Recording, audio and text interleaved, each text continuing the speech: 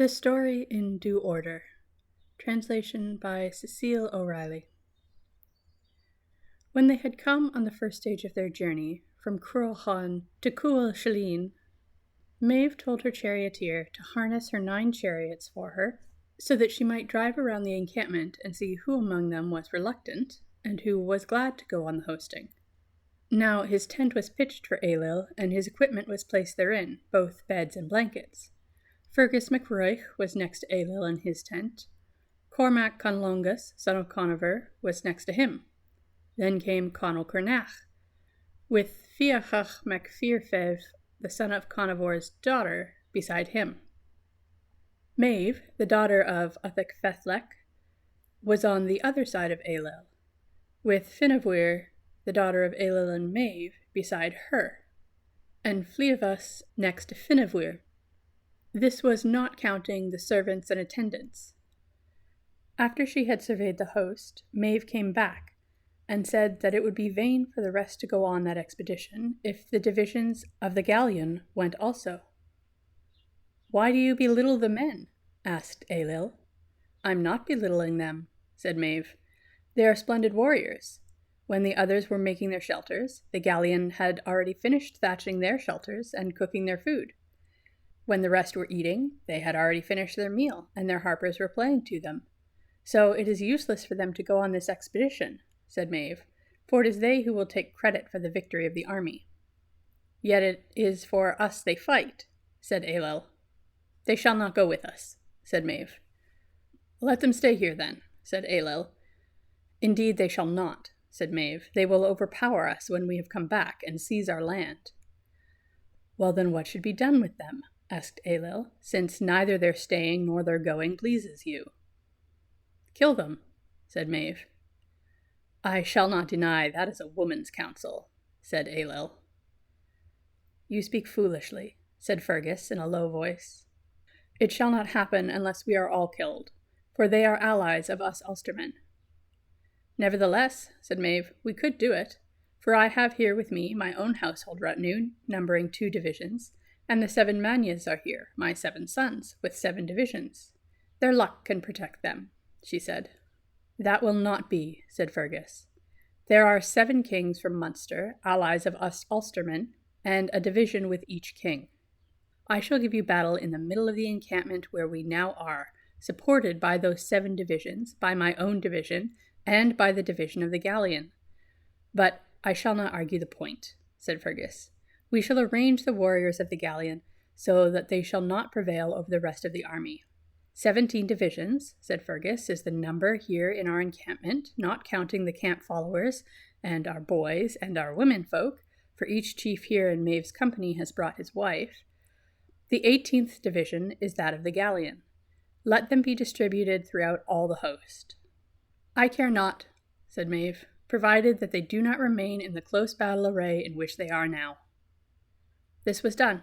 The galleon were distributed among the host. Next morning they set out for Moencoltna. There they met with 80 deer in a single herd. They encircled them and killed them. Wherever there was a man of the galleon, it was he who got a deer, for the rest of the host got only 5 of the deer. They came then on to Mag Trego, and there they encamped and prepared food for themselves. According to one version, it was then that Dovthach chanted this lay: "Admit that hitherto ye have not heard nor listened to the trance speech of Dovthach. A fierce hosting lies before you, contending for Finnvanach, the bull of Ailill's wife. There will come a leader of armies who will try to recover the cattle of Merthevne. Because of the companionship of the 2 swineherds, ravens on the battlefield will drink men's blood.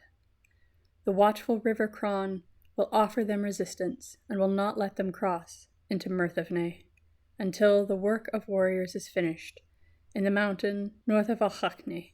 Quickly, said Ailill to Cormac, come and hold back your son. None comes from the plains where the cattle graze, but is affrighted by the din of the army. In due course a battle will be fought here with Maeve and a third of the army. Men's corpses will then lie here, if the distorted one comes to you." Thereupon Nevin, that is, the war goddess, attacked them. That was not the quietest night for them, with the trance speech of the boorish Dovethuk as he slept. The host rose up at once, and the army was thrown into confusion until Maeve came and quelled them. Then, after the army had been led astray across bogs and streams, they went and spent the night in Granard, in northern Tethfa. For the sake of kinship, Fergus sent a warning to the Ulstermen, who were still suffering from their debility, all except Cuchulainn and his father, Sualdov. When the warning message had come from Fergus, Cuchulainn and his father went as far as Irad Cuillin, that is, Crossa Cale, there to watch for the enemy host. "I have a premonition that the host will arrive tonight," said Cuchulainn to his father. "Take a warning from us to the men of Ulster. I must go to Fethelm ní Hrothach."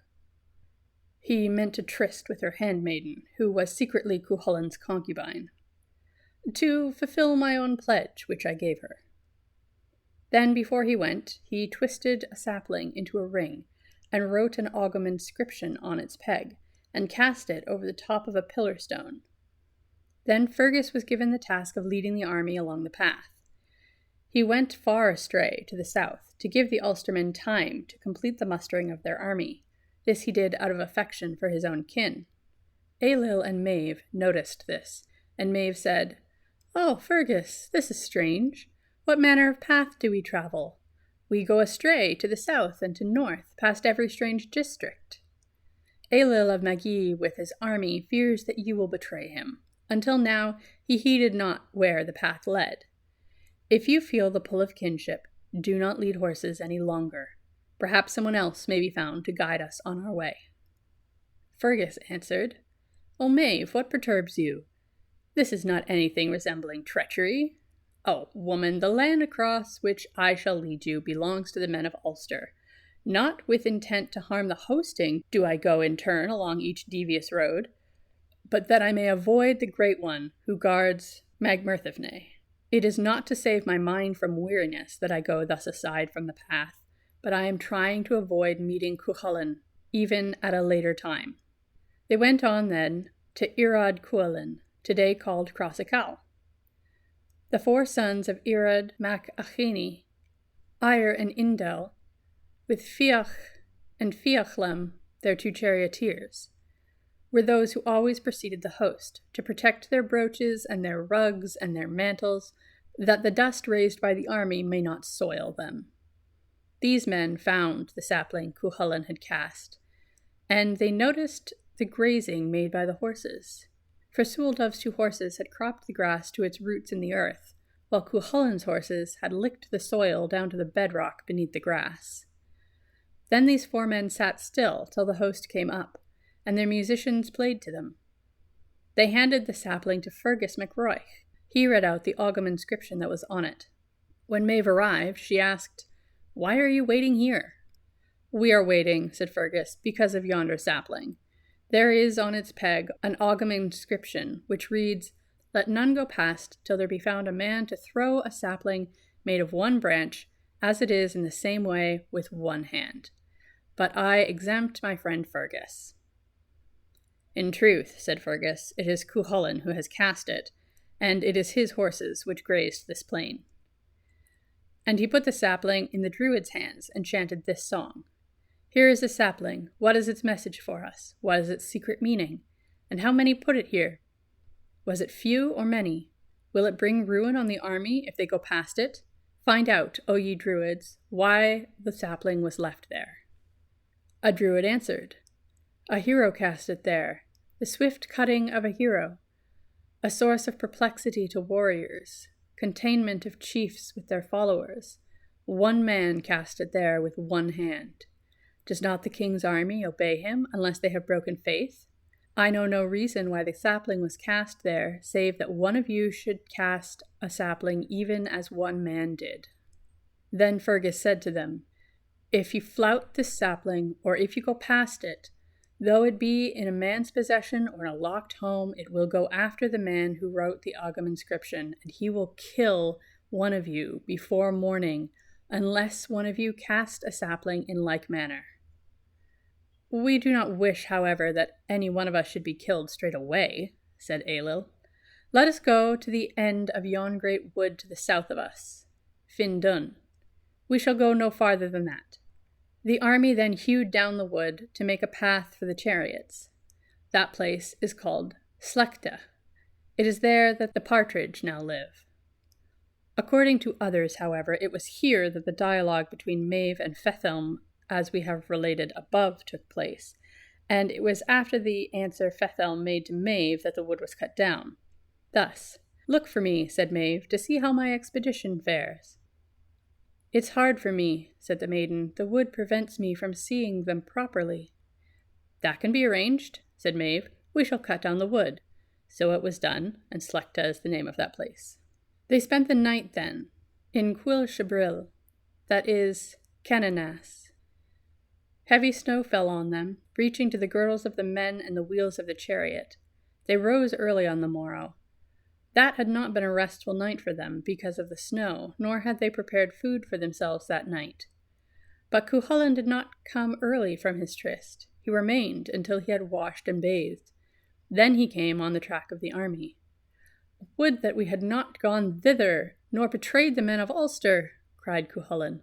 "We have let the enemy host come upon them unawares. Make an estimate of the host for us," said Cuchulainn to Loeg, "that we may know their number." Loeg did so, and said to Cuchulainn, "I am confused. I cannot estimate exactly." "If only I come, I shall not see them confusedly," said Cuchulainn. "Get out of the chariot," said Loeg. Cuchulainn got out of the chariot, and for a long time he estimated the number of the host. "Even you," said Loeg, "do not find it easy." "It is easier for me, however, than for you. I have 3 gifts, namely, the gift of sight, the gift of understanding, the gift of reckoning. I have reckoned up the numbers here. There are here in number 18 divisions, but the 18th division, that is, the division of the galleon, has been distributed among the whole host, so that it is confusing to count them." Then Cuchulainn went round the host until he was at Athnrecha. Then he cut down a forked branch with one blow of his sword, and fixed it in the middle of the stream, so that a chariot could not pass on this side or on that. While he was thus engaged, Er and Indal with their 2 charioteers, Fiach and Fechlem, came up with him. He cut off their 4 heads, and impaled them on the 4 prongs of the forked branch, hence the name Athnavla. Then the horses of the 4 men went towards the host with their blood-stained trappings. The host thought that there had been a battle in the ford before them. A band went from them to survey the ford. They saw only the track of 1 chariot, and the forked branch with the 4 heads, and an Ogham inscription on its side. At that point, the whole army arrived. "Are yonder the heads of some of our people?" asked Maeve. "They are of our people, and of our choice men," said Ailill. One of them read aloud the Ogham inscription that was on the side of the forked branch. "One man has cast this forked branch with 1 hand, and ye shall not go past it unless one of you, but not Fergus, has cast it with 1 hand." "It is marvellous," said Ailill, "how quickly the 4 were slain." "Do not think that marvellous," said Fergus, "but rather the cutting of the forked branch from its root with 1 blow, and if its end shows 1 cutting, it is all the greater achievement. And it is marvellous that it should have been driven in this manner, for no hole was dug for it, but it was cast from the back of a chariot with 1 hand. "Deliver us in this difficulty, Fergus," said Maeve. "Give me a chariot, then," said Fergus, "that I may pull the branch out, so that it may be seen if its end shows 1 cutting." Then Fergus smashed 14 of their chariots, but from his own chariot he drew the forked branch out of the ground, and he saw that its end was 1 cutting. "We must take heed of the nature of the people to whom we are going," said Ailill. "Let all of you prepare food. Last night was not restful for you with the snow, and let some of the adventures and stories of the people to whom we go be related to us." So then they were told the adventures of Cuchulainn. Ailill asked, "Is it Conover who has done this?" "It is not indeed," said Fergus. "He would not have come to the marches unless he was accompanied by a number sufficient to give battle." "Was it Celchar mac Uthfer?" "It was not indeed," said Fergus. He would not have come to the marches without a number sufficient to give battle around him. Was it Ewan MacDurhacht?